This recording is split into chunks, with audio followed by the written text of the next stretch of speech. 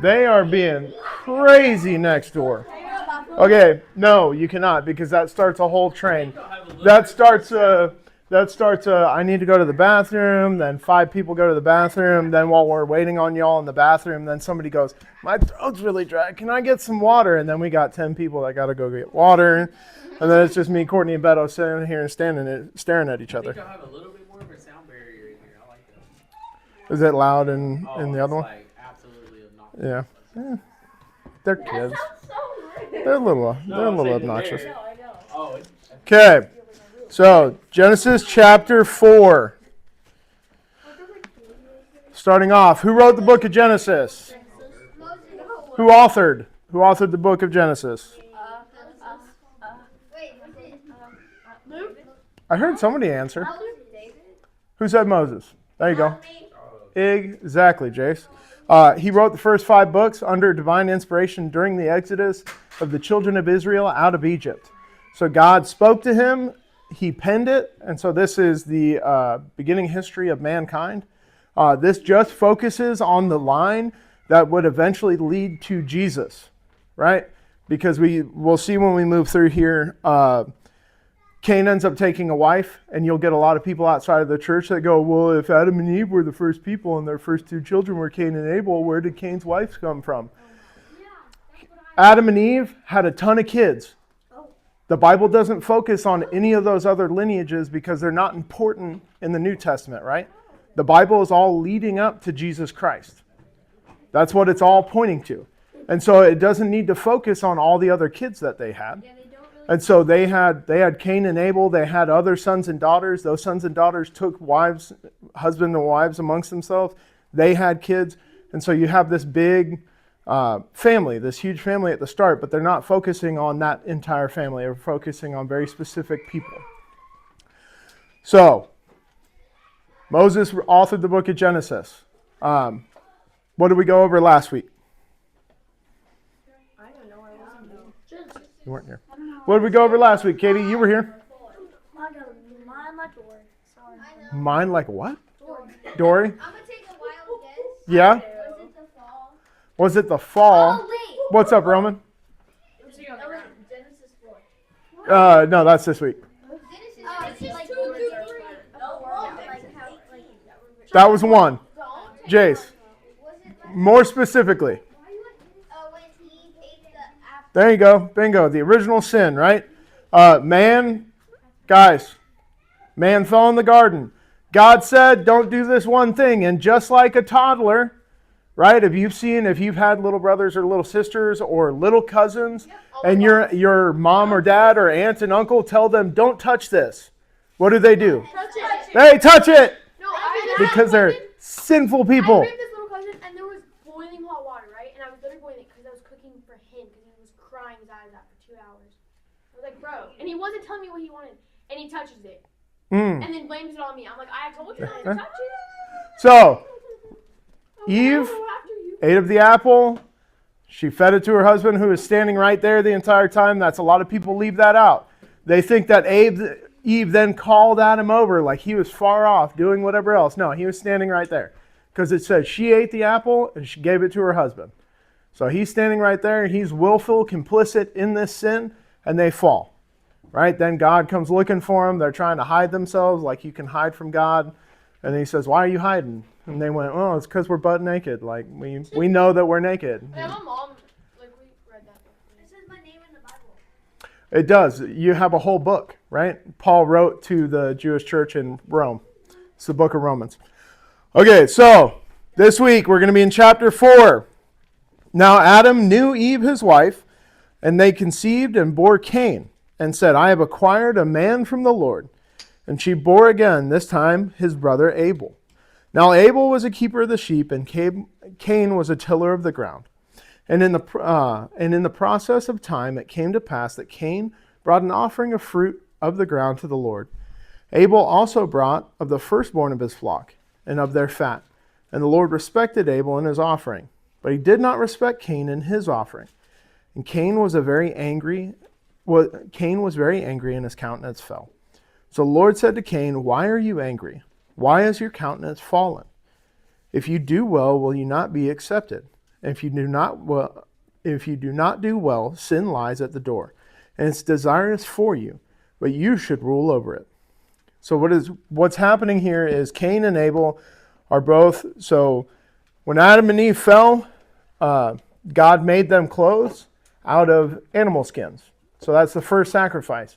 God killed animals, and he made coverings for them. So this starts the offering cycle. So now offerings have to be brought before the Lord for payment of sin. And so God requires whatever. It's generally the first and the best of your labor. And so it says Cain brought an offering. Not the offering, not the best. He just brought something. Right? Cain goes out, gathers some things, and lays it before the Lord. How many of you guys like, see, what are some unlike things? How many of you guys like okra? Pickles are gold. How many of you guys like green beans? How many of you guys like, what are gross things you don't like? Brussels sprouts. Who likes Brussels sprouts? Okay, Sadie, I mean, I'm in the same boat, but okay, so Cain just goes out and gathers things that they're not the best to eat, they're not whatever. He just gathers things and he offers it before the Lord. Here you go. Here's my payment. Where it says, Abel brings the best, right? He brings his first, he brings the fat of all the young, he brings everything he's required to bring, and he brings the best. Regardless of how it's going to put him out, regardless of whatever, he brings his best offering and he lays it before the Lord. And the Lord is accepting of his, but not of Cain's. Because Abel is of his, it's not of his opulence, it's of his, I'm trying to think. It's not of his, like, he doesn't have just so much that he's able to give, right?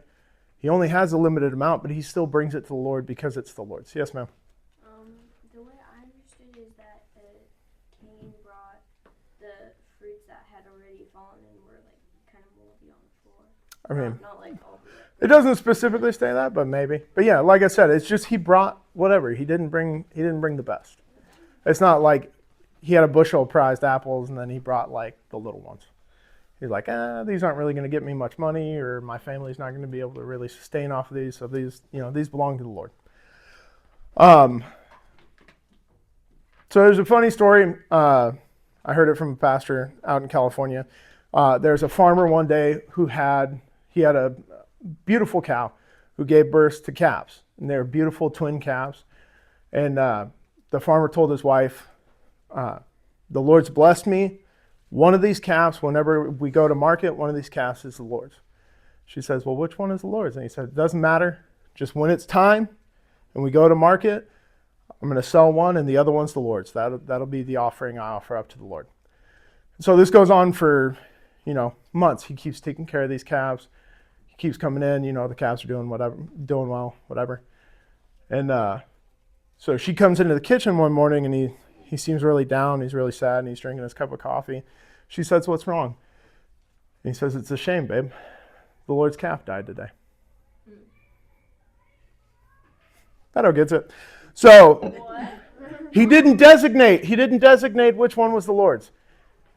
That's the thing. You got to be specific. You have to be intentional. When you go to offer things to the Lord, he should have said, "This one is the Lord's." So whatever happened, if the other calf died, this is still the Lord's calf. I'm going to sell it I'm going to sell it at market, and that money's going to go to the Lord. It's okay. It's fine. I don't get it. Like he's like what he's telling you, he's relating that to like Cain. Yeah. So when Cain's giving his offering, Cain's just like, It's the moldy fruit. It's the bad fruit. It's the drop fruit. Over here, God can have this, right? And it's the same thing with that. If the calf that died is like, "Oh man, that was what I was gonna give to God. So I guess I can't give God anything right now, right? Because he still has to make his." I'm not trying to interact and everything, but are those kids okay? They're fine. Okay, so good job. Okay, so moving on. Still don't get it. So the Lord is speaking to Cain here. It says, "If you do well, will you not be accepted? And if you do not do well, sin lies at the door, and its desire is for you." What he's saying there is, like whenever you choose to go outside of God's will, sin is lying there in wait for you. It's much easier to fall when you're operating outside of God's will, outside of His intention. If you're not in regular fellowship and regular communion, if you're not regularly reading your word, praying, the world is sitting there and it's waiting, right? It's little innocent things. It's you scrolling for hours on TikTok or on Instagram or playing video games. You're playing online with your friends, whatever. Innocent conversations turn into not great conversations, right? We've heard, yeah, that's right. So all the boys we've heard, and maybe some of the girls, how bad the conversations can turn on live video games, right? Whenever you're playing with your friends, all of a sudden bad words start getting used. People start talking about your mama, like it's bad, right? Oh my gosh. So girls.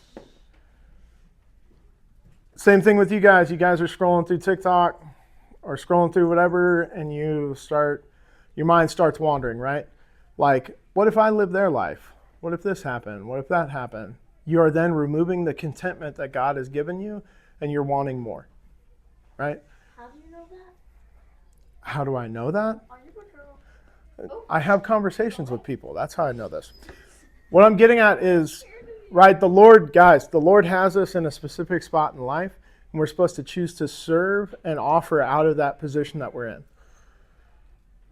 Whether you have a ton of money, whether you have very little money, you should be taking out of what the Lord has given you and giving back to Him. And that's where Cain fell, is Cain wasn't giving out of everything, right? He wasn't giving 10% of his whole. He was giving what he had left over. He was giving not his best. That's the Lord wants our best. So that's when I come on Sunday mornings, I try not to carry everything that I've been dealing with the world into here, right? I try and offer my best. I try and be my best. Is it Katie? Was it you that said I look sad this morning? No, it was me. Gabby said I look sad this morning. That's my bad. I don't want to look sad. I'm just a little sleepy. I'm not sad. Trust me. I don't carry any of that into here. Oh, I thought you were just like not. I don't know. Not feeling it? Yeah. No. I mean, I am feeling it, right? You're just like not feeling it. No, just a little sleepy. But, Why is this thing falling? so, we're going to move on, guys. Verse 8. Now Cain talked with Abel, his brother, and it came to pass when they were in the field that Cain rose up against Abel, his brother, and killed him. Then the Lord said to Cain, "Where is Abel, your brother?" He said, "I don't know. Am I my brother's keeper?" And he said, "What have you done? The voice of your brother's blood cries out to me from the ground. So now you are cursed from the earth, which has opened its mouth to receive your brother's blood from your hand. When you till the ground, it shall no longer yield its strength to you. A fugitive and vagabond you shall be on the earth." And Cain said, "Lord, my punishment is greater than I can bear. Surely you have driven me out this day from the face of the ground. I shall be hidden from your face. I shall be a fugitive and a vagabond on the earth, and it will happen that anyone who finds me will kill me." And the Lord said to him, "Therefore, whoever kills Cain, vengeance shall be taken in him sevenfold." And the Lord set a mark on Cain, lest anyone finding him should kill him. Wait, so the mark is that way when who finds him kills him, or whoever finds So him? people who find him don't kill him. So they know he's a marked person, that God is carrying out vengeance upon him. So Cain doesn't offer his best. Abel offers his best. Abel is blessed by the Lord. Cain is not blessed by the Lord. Blessings in the Old Testament look different, right? God doesn't operate the same back then or today as he does back then in regards to that, right? Like the children of Israel, if they followed after the Lord, if they fervently sought him, then he would bring rains to their land. Their crops and their livestock would grow strong. They'd have huge, bountiful harvests. Their livestock would increase tenfold. And if they wandered away, then there'd be a drought and there would be a famine. All their crops and all their animals would die. God doesn't do that today. That's after Jesus made the ultimate sacrifice and we no longer have the sacrificial system. He made the ultimate sacrifice. We don't operate that way anymore. God doesn't cause famine and droughts on your house because you didn't pray yesterday, right? Is that Or, what we would actually do? huh?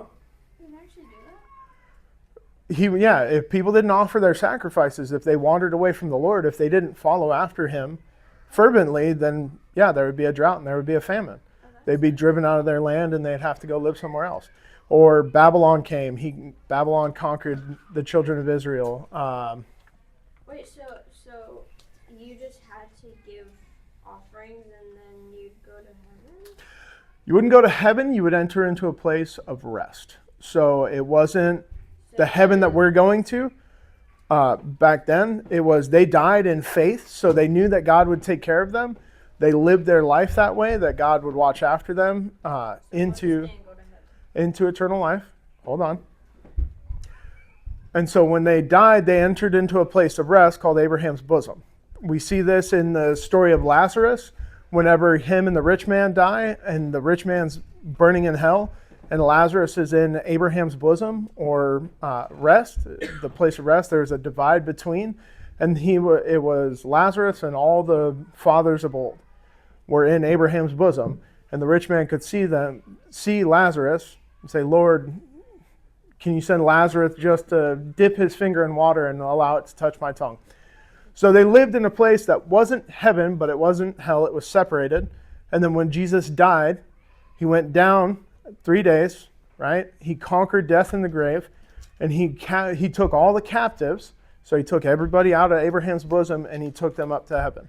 That's when Moses and all the fathers of old, everybody that died in faith, that's when they went to heaven. Was when Jesus had made the ultimate sacrifice. Because before then, it was just enough, right? It was enough to not be in hell, but it wasn't enough to be fully restored to a relationship with God. That's when Adam and Eve sinned and they fell hard. It separated us wholly. There's 2 on the floor. There's 3 on the floor. He's already walked away. Your dad doesn't care anymore. So when we fell fully. There was no, even sacrifices and whatever weren't enough for us to have a fully restored relationship with God. It's only through Jesus' sacrifice that we have a fully restored relationship.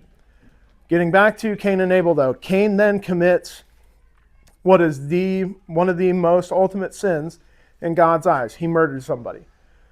That's, if you read through the Old Testament, God hates murder because God made man from the dust of the ground. He made man. He spoke everything else into existence. God said, let there be dogs. Boom, there was dogs. God said, let there be trees. Boom, there was trees. I'm just paraphrasing here, Claire. God said, and there was. And then God said, let us make man in our image. He gathered the dust of the ground. He breathed life into it, and that was man. He made us. We are handcrafted. And so when one person kills another person, you are killing somebody made in God's image. God hates that sin. He absolutely hates murder. Huh? Yes, because you're killing somebody made in his image. And so Cain commits the ultimate sin. And then Cain, being a baby, when God says, no longer will the earth bear its fruit to you, you're going to wander, you're never going to find a home. Cain, like when your brother does something wrong to you and your parents get onto him and your brother goes, oh, it wasn't that bad, or oh, I wasn't really hitting him or hitting her or whatever. Cain starts complaining, oh, it's too great because God told him he was going to wander. I wish somebody would just kill me. And God goes, you know what? No, nobody's going to kill you. I'm going to place a mark on you where anyone that kills you will be avenged 7 times what you did to your brother. What's avenged 7 times? The curse that's placed upon Cain. Anyone that kills Cain will then be cursed 7 times what Cain was cursed with. Okay, what? What if he killed himself? I don't know. That's a question I'm not able to answer. So we're going to go to Luke 18. This is more on the Cain and Abel offering side. Okay. Luke 18, verse 9. Luke 18, verse 9. Let me see, Cadence. Let me see. I'll find it real fast. We're going to Luke 18, verse 9. 1572. Is it? Look at that. Yep. Okay. 1572. 1572 page number. I got 1573. Hey, Brady, 5069. 1573, and if you look on this side, what's that number say? 60. 72. Yeah. Okay, so verse 9. We find it? Okay, verse 9. Also, he spoke this parable, so this is Jesus speaking to those that are gathered around him. Spoke to some of those, Also, he spoke this parable to some who trusted in themselves that they were righteous and despised others. That's a nice way of saying he spoke to the Pharisees. 2 men went up to the temple to pray, one a Pharisee and the other a tax collector.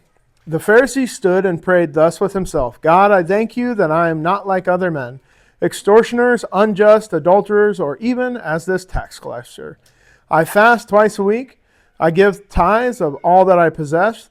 And the tax collector, standing afar off, would not as much as raise his eyes to heaven, but beat his breast, saying, God, be merciful to me, a sinner. I tell you, this man went to his house justified rather than the other. For everyone who exalts himself will be humbled, and he who humbles himself will be exalted. What we're seeing in this parable is this is an issue of heart posture, right? Posture is the way you stand or the way you hold yourself. So this is an issue of their heart. This is the Pharisee has a heart that he feels like he's justified, he's righteous, he's doing this all on his own. He is pleasing God under his own power. The tax collector is realizing there is nothing I can do. There's no righteousness in me. I am not a perfect person. I need your love. I need your help. I need your grace every single day. And that's the heart posture they're bringing. That's what we're seeing with Cain and Abel, is it's an issue of heart posture. Cain is just giving to give because it's just what his family's always done, what he was raised to do. He doesn't remember why they're giving, right? Like I talked about last week, it's important not to remember just not to sin, but why we don't sin. Like, why don't I lie? I don't lie because I want to have a good witness, a good character in front of other people. I want when people think of Jesse to think, oh yeah, this guy's going to tell me the truth. He's going to be in honest dealings, or he's going to do honest dealings with me. I don't want people to think, oh, he's a liar, oh, he's a cheat, oh, whatever. I want to remain upright. So that way when I go to talk I got a chance to speak to one of my guys about Jesus. And when I talked to him about Jesus Christ, it was an open and honest conversation where he then was more accepting to learn more about Jesus and to see what God had to offer him. Where if I had a terrible character, why would he listen to me? I'd be just like everybody else, right? But I'm different. I'm set apart for God. And so that's the way Abel was living his life. He offered his best. He offered the best to God because he knew that all of his blessings came from the Lord. Cain forgot that little detail. He forgot that all his blessings were coming from God, so he just gave to give. So Abel went to rest. Yes, Abel went to rest. And so we see that with the Pharisee and the tax collector. The tax collector is standing there and he is fully devastated because he realizes he's a wicked person. That at any moment God could take him out and he'd be justified to do so. And he's thankful that the Lord hasn't. He's just thankful that God is giving him grace and allowing him to live his life. So Where the Pharisee is living a life of self-righteousness. Even though he's doing everything he's supposed to do, right? If he came to church, we'd think he's the most, churchy dude, right? He's giving all he's supposed to give. He serves wherever he's supposed to serve. He's doing all these things he's supposed to do, but his heart posture is off, right? He's not thankful to the Lord and thanking the Lord that he's allowing him to serve in the church. He's telling God, look at all I do for you. Rather than like the tax collector saying, Lord, all that you do for me. It's that little switch that makes all the difference. We need to remember, we don't serve God out of our own power. This isn't out of my own power that I come here and I teach and I serve. I serve because God has done for me. Right? God's blessed me. He's blessed my family. He's given us good health. He's gotten us through hard times, getting us through hard times. And he stays with me. He's faithful. He's loving. Like I've told you guys before, even if something happened, market crash, I end up homeless, and I'm on the streets, I still know that God loves me and that he sent his son to die for me.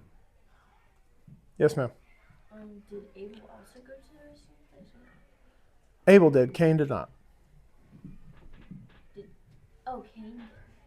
Cain did not, no. Oh, I thought Abel. He was cursed. Able, so Yeah. I know, but Okay, I thought God would forgive. so that's, I know.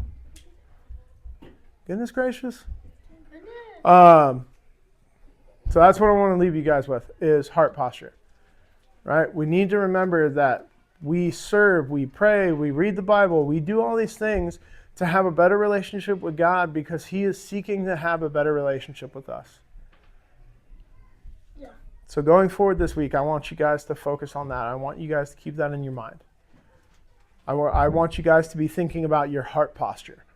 I know it's a big word, it's a weird phrase, but I want you guys to think about, how do you view God in your life? Is he the source of all your blessings, or is he just something that you do because your family does it? I want you guys to take this home. I want you guys to make it real for yourselves. Okay. So we're going to break into small group. Guys at the front, girls at the back. No. Yes. Hey, did you have questions? There are questions on the back of this paper. All the Nope. girls are in the On the front. back of this paper. All the girls are in the No. It has nothing to do with what I taught on. I'm sure. Why you guys doing this? Okay.